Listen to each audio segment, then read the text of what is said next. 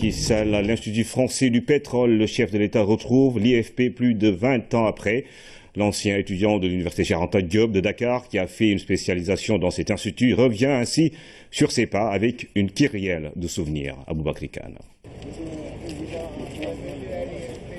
Plus de 20 ans après, c'est avec beaucoup d'émotion que le président de la République est revenu à l'Institut français du pétrole, devenu depuis juillet 2010 IFP Énergie Nouvelle. C'est beaucoup de souvenirs, beaucoup d'émotions aussi de revoir ce bâtiment de l'école où j'ai fait une spécialisation après ma formation à l'Institut des sciences de la Terre de Dakar.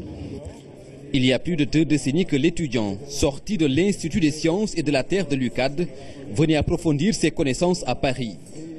Un de ses professeurs se souvient encore de son passage à l'IFP. Je me souviens très bien de lui, c'est-à-dire même si ça fait il y a longtemps, donc j'avais fait des cours de géophysique et on avait organisé des stages sur le terrain. Donc pendant les stages, on apprend à mieux se connaître, on passe plus de temps ensemble. Et je me souviens au moment de son élection, évidemment j'avais lu la presse et je me souvenais très bien de son visage et de sa personnalité. Et c'est toujours émouvant de revoir ses anciens élèves, mais là ça l'est particulièrement quand un ancien élève est devenu président. Et évidemment c'est une fierté pour notre école. L'Institut est créé en 1944 avec comme mission la recherche et l'innovation, la valorisation et la formation. 28 Sénégalais sont diplômés de l'IFP. Sur les traces de ces derniers, une jeune Sénégalaise bénéficie de l'expertise et du savoir-faire de cet institut. C'est une fierté déjà de pouvoir avoir comme référence d'une personnalité sénégalaise le président de la République. Oui, j'ai eu l'opportunité, la chance d'être à l'IFP cette année et le déroulement de son parcours est une inspiration. L'IFP Énergie Nouvelle entend mettre à la disposition du Sénégal son savoir-faire et son professionnalisme.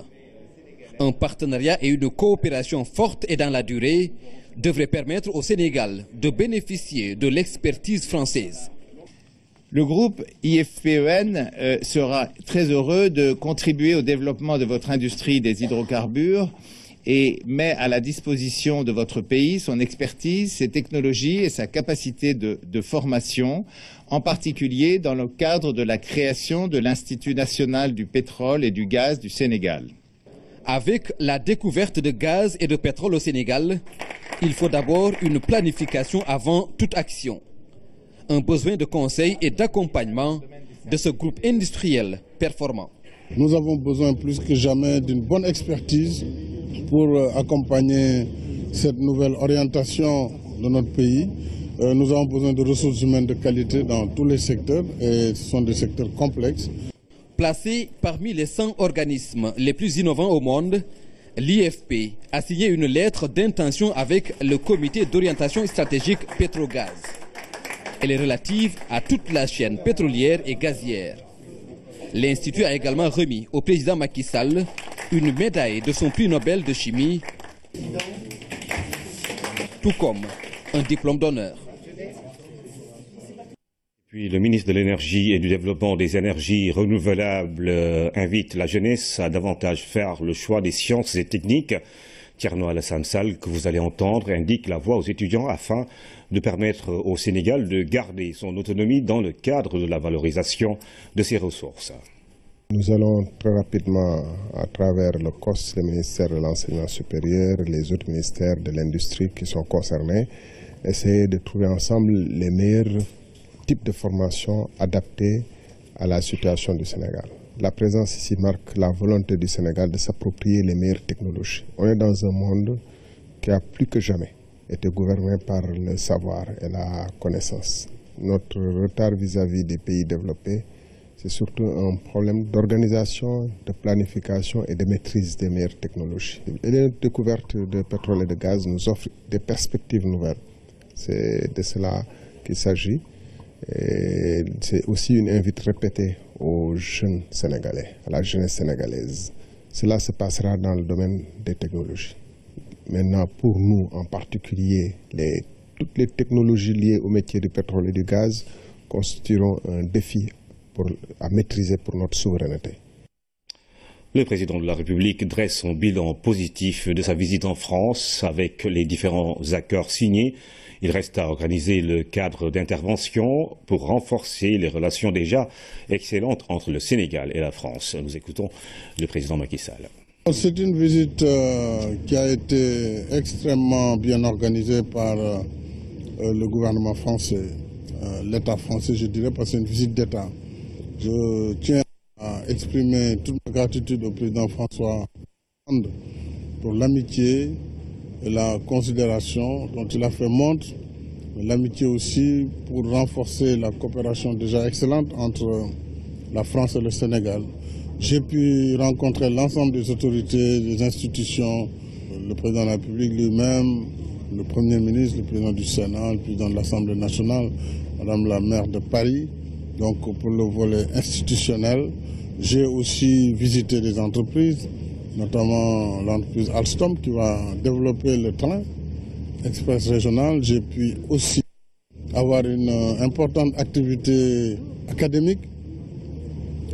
J'ai été fait docteur honoris causa au Conservatoire national des arts et métiers. J'ai aussi été admis à l'Académie des sciences d'outre-mer. C'est une visite réussie. Bien sûr, beaucoup d'accords ont été signés et ces accords permettront d'organiser le cadre d'intervention. Nous avons par exemple des accords dans le domaine de l'écologie, de l'économie d'énergie avec Ségolène Royal et le ministère de l'énergie du Sénégal. Nous avons des accords avec Bercy sur les mécanismes de financement innovants pour nous accompagner. Et vous savez que, quoi qu'on puisse dire, la France reste notre premier partenaire économique et financier. Donc sur toutes ces questions et sur d'autres, vraiment le cadre a été balisé pour renforcer la relation.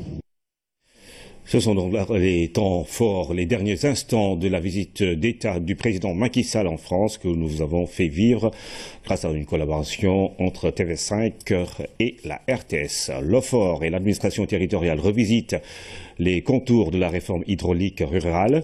L'Office des forages ruraux veut mettre en place des mécanismes efficaces pour une meilleure gestion de la distribution en eau potable dans les zones rurales. Fatou Diouf. Régler la question de l'accès en eau potable dans les zones rurales, c'est soulager les femmes qui parcourent des kilomètres à la recherche du liquide précieux. Pour y parvenir, l'Office des forages ruraux OFOR a entamé la deuxième phase du projet de réalisation de 250 forages dans plusieurs villages du Sénégal. La réforme qui contient les orientations doit être connue de l'administration territoriale et c'est tout le sens de cet atelier de partage. La réforme va commencer à prendre son envol avec la mise en place de la première délégation. La deuxième va se mettre en place, la troisième effectivement. Donc il était nécessaire à nos niveaux qu'on regroupe tous les gouverneurs, qu'on remercie au passage d'avoir fait le déplacement sur Dakar pour discuter avec eux sur certains points critiques à ce qui concerne la réforme. Nous avons tous droit à de l'eau potable, nous avons tous droit à de l'eau de façon continue, nous avons tous droit à de l'eau en fonction de nos besoins. Malheureusement, ce n'est pas forcément le cas et nous sommes en train de travailler pour régler ces problèmes définitivement. C'est tout le fondement de la réforme de l'hydraulique rurale. La gestion communautaire de l'eau atteint ses limites, panne récurrente de forage, cherté de l'eau et une qualité qui laisse à désirer. Des changements s'imposent pour garantir aux populations rurales une eau potable de qualité, en permanence et à moindre coût. De tout temps, les foyers améliorés ont été gérés. Les populations ont été confrontées à des pannes, des arrêts longue durée, ce qui causait beaucoup de désagréments. C'est pour cette raison que le président de la République a ordonné une nouvelle stratégie de réforme axée d'abord sur la création de l'Office des foyers ruraux en lieu et place de l'ancienne direction de l'exploitation et de la maintenance, qui aujourd'hui n'existe plus. Et le rôle de l'Office, comme la direction directeur générale, c'est de mettre en œuvre cette réforme, dont la finalité est de permettre à tout le monde d'avoir accès à l'eau. L'OFOR, l'administration territoriale, les partenaires techniques et financiers vont discuter des grandes lignes de la réforme sur l'hydraulique rurale, les enjeux et les défis à relever. À terme, de fortes recommandations sont attendues afin d'améliorer l'approvisionnement en eau potable en milieu rural. Le ministère des Postes et Télécommunications lance le processus d'élaboration de sa lettre de politique sectorielle de développement. Le département entend bâtir une orientation budgétaire efficace au profit des populations. Lamine Touré. Un canevas d'orientation stratégique à définir pour le ministère des Postes et Télécommunications. Il s'agit de la lettre de politique sectorielle de développement. Son processus d'élaboration intervient après la finalisation du document Sénégal numérique 2025. Sa mise en œuvre permet une meilleure orientation de l'action du gouvernement et de nos partenaires au développement, mais également une amélioration des performances des sous-secteurs de mon département. Aujourd'hui, force est de constater que les sous-secteurs dont nous avons la charge connaissent des évolutions rapides et importantes. Tout d'abord, l'environnement postal. Dans un cadre plus général, cette politique va favoriser des investissements financiers efficients au profit des populations. Elle fait partie des directives de l'UEMOA en matière de gestion des finances publiques. Ça veut dire que toutes les actions et tous les objectifs visés dans cette lettre de politique sectorielle devraient pouvoir concourir à atteindre les objectifs du plan Sénégal émergent, mais aussi ceux des ODD. Cette rencontre ouvre de larges concertations entre tous les acteurs des postes et télécommunications. L'objectif est de bâtir un programme ministériel consensuel à mesure de trouver un budget programme adéquat.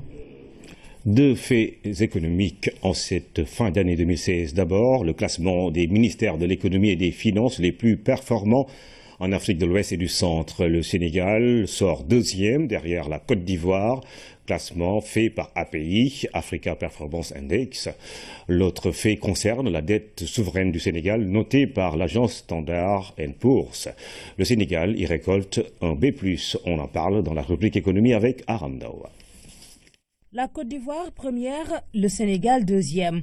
Pour l'Africa Performance Index, outil qui évalue, note et classe des institutions du secteur public, le corpus des ministères de l'économie et des finances de ces deux pays constitue un duo de référence en Afrique de l'Ouest et du Centre. Ça nous motive davantage. Je pense que ça l'est également pour le président de la République. C'est un motif de satisfaction d'avoir un duo au ministère de l'économie, des finances et du plan, Amadou Ba et Birima Mangara, qui ont su quand même traduire sa vision, le plan Sénégal émergent, dans les politiques publiques. La Sierra Leone, le Cameroun, le Ghana, la Centrafrique, le Bénin, le Burkina Faso, le Togo, Sao Tomé et Principe complètent respectivement le top 10 des ministères de l'économie et des finances les plus performants. Le résultat est logique, parce que c'est une comparaison entre des États de la CEMAC, de l'UEMOA. Déjà, entre les deux zones, nous savons que les pays de l'UEMOA ont quand même des avances sur les pays de la CEMAC dans le domaine de la gestion des finances publiques. Dans la zone de l'UEMOA, c'est logique également que la Côte d'Ivoire et le Sénégal, compte tenu donc de leur expérience, compte tenu de leur passé, soient classés donc premiers. La boîte secrète de la Côte d'Ivoire et du Sénégal est à chercher dans la gestion macroéconomique et institutionnelle, à commencer par la croissance pour le Sénégal. On a pu atteindre un taux de croissance économique de 6,5% en 2015. Pour 2016, nous tablons sur 6,6%. C'est presque acquis. Et pour 2017, les projections nous donnent un taux de croissance de 6,8%. Nous avons un déficit budgétaire qui est relativement maîtrisé. Je pense que nos services des impôts et des douanes, le Trésor, sont en train d'abattre un travail exceptionnel. D'autres indicateurs, la rationalisation des dépenses courantes ou encore l'accroissement des dépenses d'investissement. À côté de ça, on a quand même le soutien de la communauté internationale.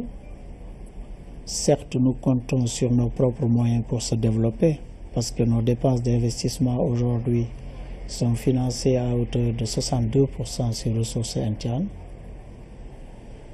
et à 38% sur ressources extérieures. Mais du fait de la qualité des politiques publiques que nous menons, on a un soutien accru de la communauté internationale.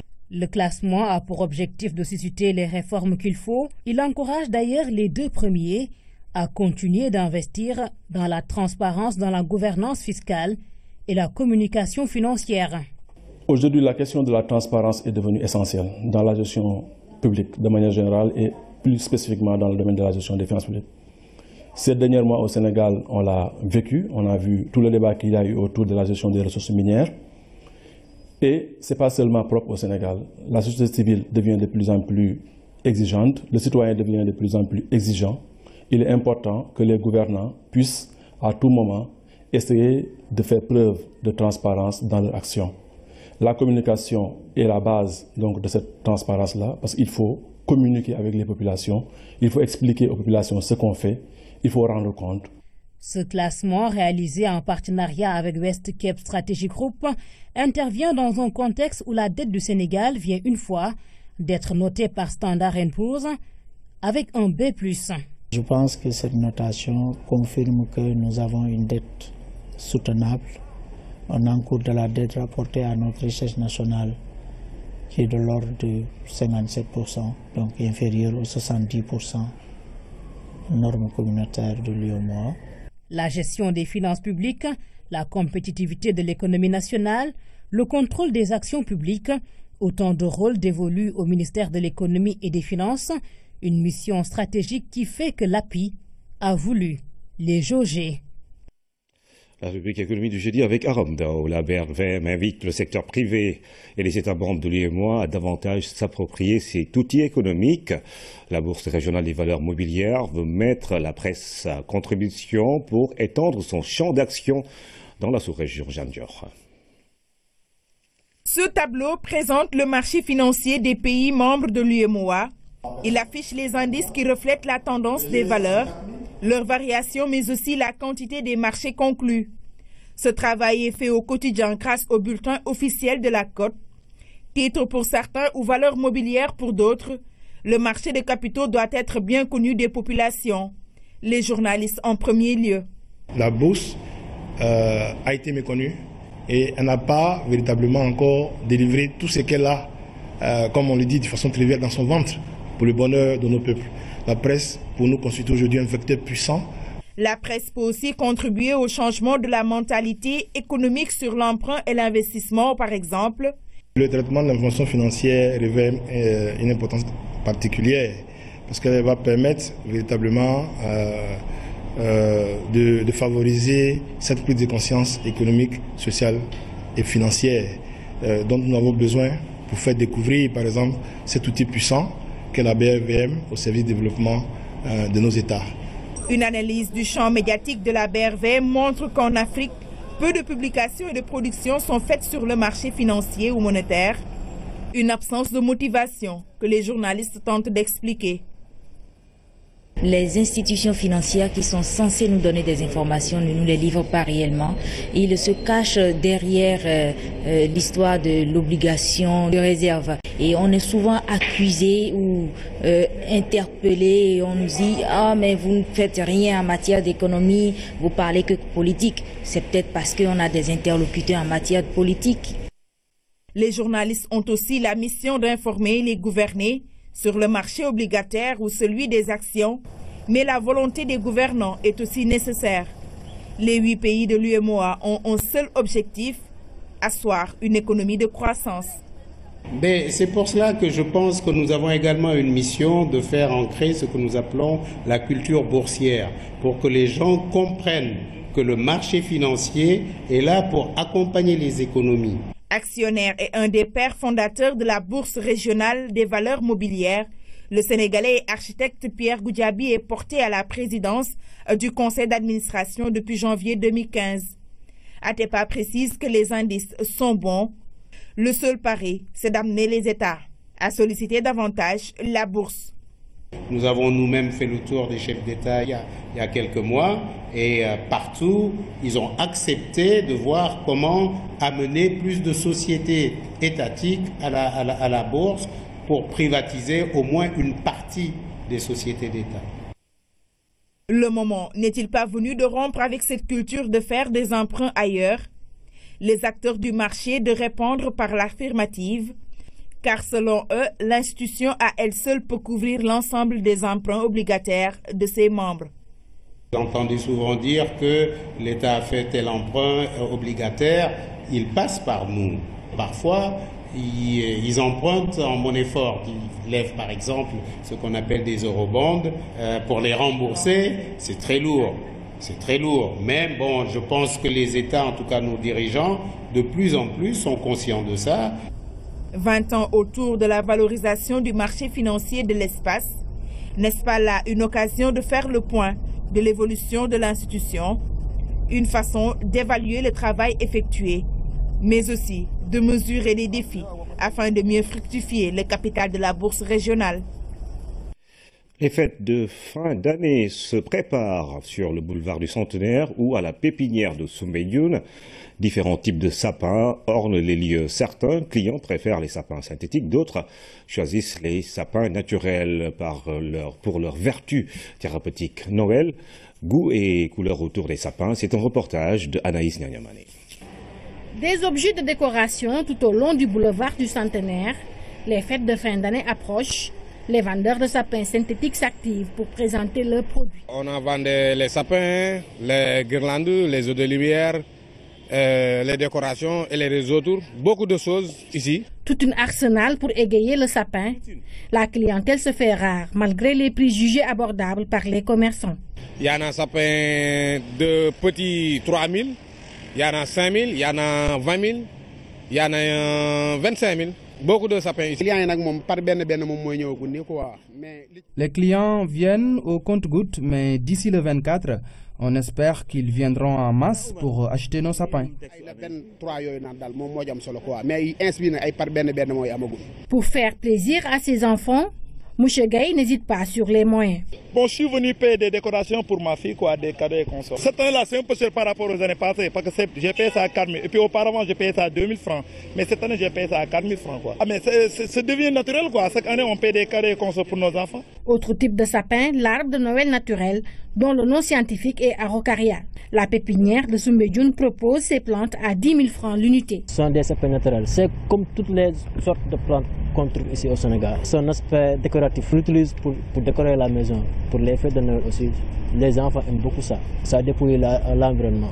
On en a 200, mais en ce moment, on en a vendu 100. On les vend à 10 000 francs. Les rares Sénégalais qui s'en procurent pour les enfants louent les vertus du sapin naturel. Les plantes là, pour jënd. Je suis venu acheter 3 sapins naturels, des plantes que mes enfants apprécient beaucoup, et c'est bon pour leur santé.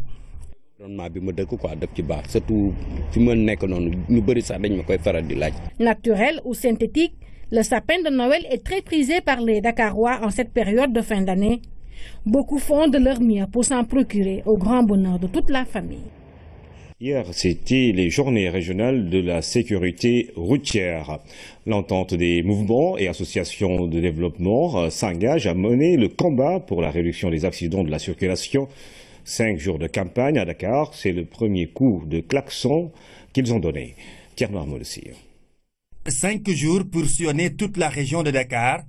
L'entente des mouvements et associations de développement EMAD a l'ambition de réduire les accidents de la circulation. Nous interviendrons à l'école, dans les établissements scolaires, au niveau aussi, disons, des lieux qui regroupent, disons, le plus d'usagers de la route. Les activités de sensibilisation thématiques, ils seront développées et en même temps aussi, nous ferons intervenir, disons, pour nous mettre un peu au goût du jour de la culture urbaine. Avant cette campagne sur Dakar, EMAD a en 12 mois fait le tour du Sénégal. En contact direct avec les usagers de la route, il fallait créer une synergie pour la bonne cause. Il y avait quelque part, disons, en fin de compte, de la dissonance. Donc, de prime abord, donc, nous nous étions dit qu'il fallait, avec la diversité d'acteurs, aller dans le sens, disons, d'une convergence. C'est ainsi que, au niveau de chaque région, nous avons pu, ce qui nous a été facilité aussi par tous les acteurs, toutes les catégories confondues, à la mise en place de ce que nous appelons les cadres régionaux de concertation. Au Sénégal, en 2015, 400 personnes ont perdu la vie sur nos routes. Pour EMAD, les conducteurs doivent se débarrasser des comportements à risque et adopter les bonnes pratiques sécuritaire. Nous prenons la route de Mbao. Bientôt, la cité Sicap Grand Mbao verra le jour. Plus de 600 villas, plus 400 appartements seront construits dans ce site. La cérémonie de lancement a été présidée par le ministre du Renouveau urbain, de l'Habitat et du Cadre de vie, Diène Farbassar, qui salue la démarche de la SICAP pour offrir aux Sénégalais un toit décent. Le programme SICAP Grand Mbao est composé de 628 maisons, de 406 appartements et d'immeubles. La pose de la première pierre marque le début des travaux de cette cité grandeur nature, dans un quartier qui a déjà beaucoup de commodités. Pour répondre aux besoins croissants des populations en logement, commerce, services de proximité et équipements publics, la SICAP SA a lancé 7 nouveaux programmes. SICAP Grand Mbao, avec 628 unités d'habitation, donc ici.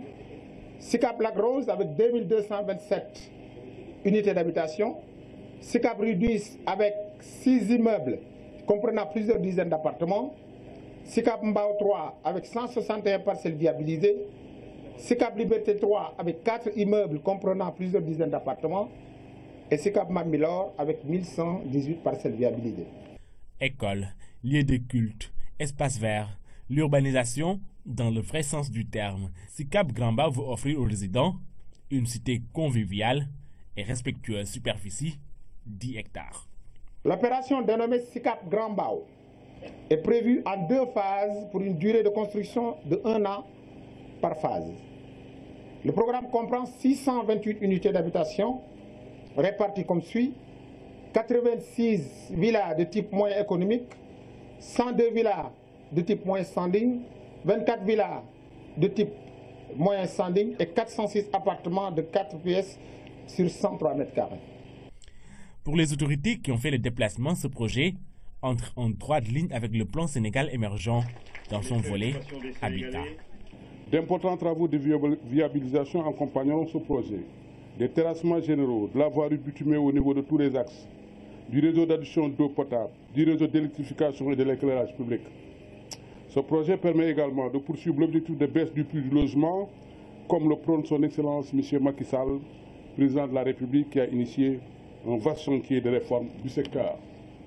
Ce projet a vu également la participation d'Ora Bank, qui a mis sur la table plus de 2 milliards pour aider la SICAP à réaliser ses projets. L'Union des conseillers des affaires étrangères du Sénégal, dans le cadre de la 2e édition de l'Agora diplomatique, a organisé un débat autour du thème « Dialogue intergénérationnel sur la politique extérieure du Sénégal face aux mutations ». Voici le reportage de Aminata Bengfal. Dans un contexte mondial en perpétuelle mutation, un dialogue intergénérationnel devrait permettre au Sénégal de mieux définir la voie à suivre pour faire face à cette situation. Un thème d'actualité débattu lors de cette 2e édition de l'Agora diplomatique de l'Union des conseillers des affaires étrangères du Sénégal. Disons, on s'interroge sur la politique extérieure du Sénégal, les moyens de sa mise en œuvre, la diplomatie donc. Donc voilà, c'est un thème actuel qui appelait, je le pense, une démarche d'abord historique, ensuite d'expérience, ensuite de prospective, d'où le format du dialogue intergénérationnel. Autre volet important soulevé lors de cette rencontre, la place que le Sénégal doit accorder à ses relations avec son voisinage direct. Notre sécurité dépend d'abord de nos voisins. Si leur maison brûle, nous devons aller à leur secours. Et de la même façon, nous devons faire en sorte qu'une mauvaise graine ne vienne pas de leur part pour venir déstabiliser notre pays. C'est là tout le problème de la cohabitation et du voisinage. Parce que Bismarck disait que la diplomatie peut tout changer sauf la géographie. Après un exposé sur les droits humains et les conventions que le Sénégal a ratifiées, l'ambassadeur Ibrahima Khalil Seck n'a pas manqué de souligner la fermeté du président de la République sur la position du Sénégal concernant l'homosexualité. Le Sénégal, qui fait partie de l'OCI, qui est aussi un pays africain, fait partie donc des pays qui essaient de résister à cela. Le président de la République a publiquement donné la position du Sénégal. Je crois que Voilà, c'est un des thèmes sur lesquels peut-être il faudrait réfléchir pour savoir comment le Sénégal doit réagir, parce qu'actuellement, sur la scène internationale, en réalité, ce camp-là est un camp qui est passif face à des gens qui réfléchissent, qui prennent des politiques pour essayer de promouvoir ce genre de thème-là. Cependant, on ne peut pas parler des nouvelles mutations sans aborder la révolution numérique. Un des intervenants a invité les participants à intégrer cette nouvelle donne et les changements qu'elle implique. Justement, l'Agence de l'informatique de l'État a engagé une équipe et a entièrement équipé la salle multimédia du CM de Grand Yoff. L'ADIE a remis à l'établissement 15 ordinateurs et des accessoires informatiques, remise des équipements à l'occasion de la cérémonie de récompense des meilleurs élèves de l'année 2015-2016 d'Amsila. Dans le cadre de sa mission de réduire la fracture numérique et l'exclusion sociale par la généralisation de l'accès au TIC, l'ADIE a construit cette année 50 salles informatiques sur toute l'étendue du territoire national. Au collège d'enseignement moyen de Grand Yoff, la salle multimédia est entièrement équipée par l'Agence de l'informatique de l'État. Nous comptons poursuivre l'accompagnement que nous sommes en train de faire au niveau des établissements. Nous avons entrepris un vaste chantier d'établissement de salles multimédia.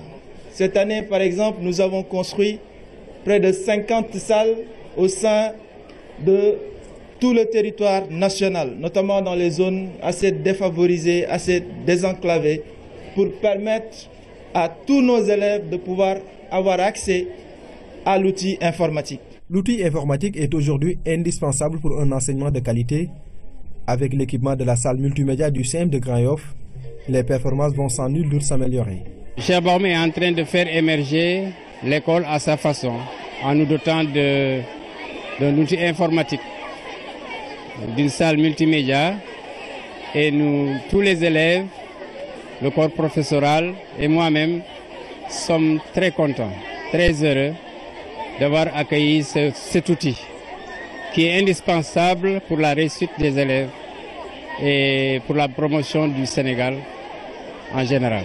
Le CM de Grand Yoff est un établissement qui a toujours enregistré de bons résultats et a produit de hauts cadres de l'administration sénégalaise. Avec cet appui de l'ADIE, ces pensionnaires promettent d'assurer la relève. On l'apprécie parce qu'il y a des avantages pour nous, comme s'il y a des professeurs qui nous donnent des recherches à faire. On n'a pas les moyens pour aller au cyber pour les faire. Le professeur qui est à la salle nous donne l'occasion de faire ça avec les ordinateurs. La cérémonie de remise d'équipements informatiques a été une occasion de remettre des prix aux meilleurs élèves du CM de l'année 2015-2016. Des diplômes de reconnaissance ont été également remis aux différentes personnalités qui ont participé à la bonne marche de l'établissement. L'actualité internationale sous forme de brèves illustrées nous conduit au Mexique, en Allemagne et en RDC, mais également au Nigeria où l'armée a libéré plus de 1800 civils des mains de Boko Haram. Anaïs Nayamane.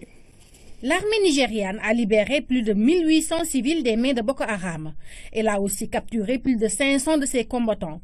D'après les déclarations d'un haut responsable de l'armée, les captifs étaient libérés après plusieurs opérations des forces armées menées dans la forêt de Sambasa, bastion du groupe islamiste dans le nord-est du pays.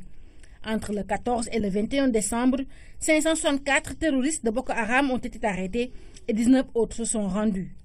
Déclaré techniquement vaincu par le gouvernement, Boko Haram mène désormais des attaques ciblées en utilisant le plus souvent des femmes et des jeunes filles kamikazes. En RDC, l'Église catholique a sommé les acteurs politiques de trouver une issue à la crise qui paralyse leur pays avant Noël. L'ultimatum leur a été adressé par les évêques catholiques congolais. C'était lors de la reprise des négociations de dernière chance qui s'était tenue sous l'égide de la conférence épiscopale du pays. Les évêques ont promis de tirer toutes les conséquences si les acteurs politiques et la société civile ne parvenaient pas à un compromis avant le 25 décembre. Cette pression intervient alors que le pays fait face à une vague de violence enregistrée depuis le maintien au pouvoir de Joseph Kabila. Le bilan de l'explosion au Mexique s'est alourdi. 36 personnes ont perdu la vie dans l'explosion du marché spécialisé dans les feux d'artifice et 76 sont blessés. Pour rappel, plusieurs centaines de personnes étaient venues sur ce marché de San Pablito pour acheter des feux pyrotechniques à quelques jours du réveillon de Noël. Et enfin, pour les autorités allemandes, cette fois, plus de doute, le Tunisien Anis Amri serait bien l'auteur de l'attentat au camion contre le marché de Noël de Berlin. Le ministre de l'Intérieur a confirmé que ces empreintes digitales avaient été retrouvées sur la portière du poids lourd.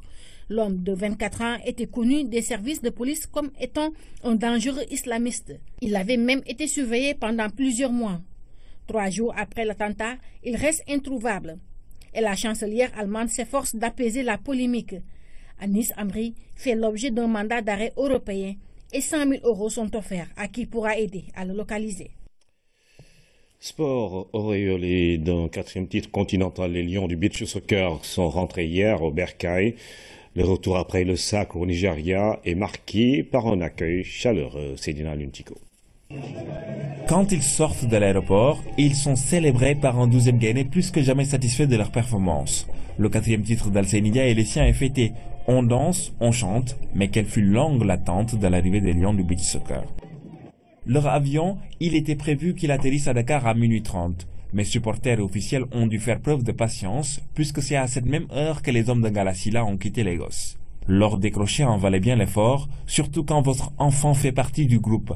Pour Douloufal, père du meilleur buteur du tournoi Babacar Fall, cela méritait bien une nuit blanche. Parce que vraiment, boy, jambar lañu.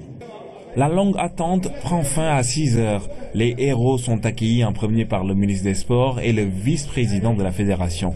Tous fiers de ces valeureux lions. Toute discipline qui fait des résultats force le respect à l'ensemble des décideurs et des responsables des fédérations. C'est le moment de remercier l'ensemble de la Fédération sénégalaise de football, les vice-présidents qui sont là, président Augustin, mais féliciter aussi Chita et l'entraîneur Gala, qui ont fait en tout cas du bon travail. Ce sont des jeunes qui méritent de la nation, qui ont ramené cette Coupe d'Afrique au Sénégal. Et à chaque fois qu'une Coupe d'Afrique revient au Sénégal, c'est la fierté effectivement de tous les Sénégalais. Les hommes de Galasila, après un voyage épuisant, ont pu apprécier la mobilisation des supporters. Ils en sont touchés. Je suis très content. Je ne peux pas parler quoi. Je suis très content. On avait un objectif, c'était d'aller reprendre notre titre de champion d'Afrique. Et on l'a fait et on est très content, alhamdoulilah. C'est un plaisir aujourd'hui. On n'a même plus les mots pour parler. Parce qu'à cette période de froid, on voit aujourd'hui à cette heure-là les Sénégalais ici. Ça nous fait un très grand plaisir. Les Lions se sont livrés par la suite à une séance photo avant de rentrer chez eux pour un accueil familial. On imagine encore plus chaleureux. C'est la fin de cette édition. Mesdames et messieurs, merci encore une fois de suivre l'actualité tous les jours sur la première chaîne de télévision sénégalaise.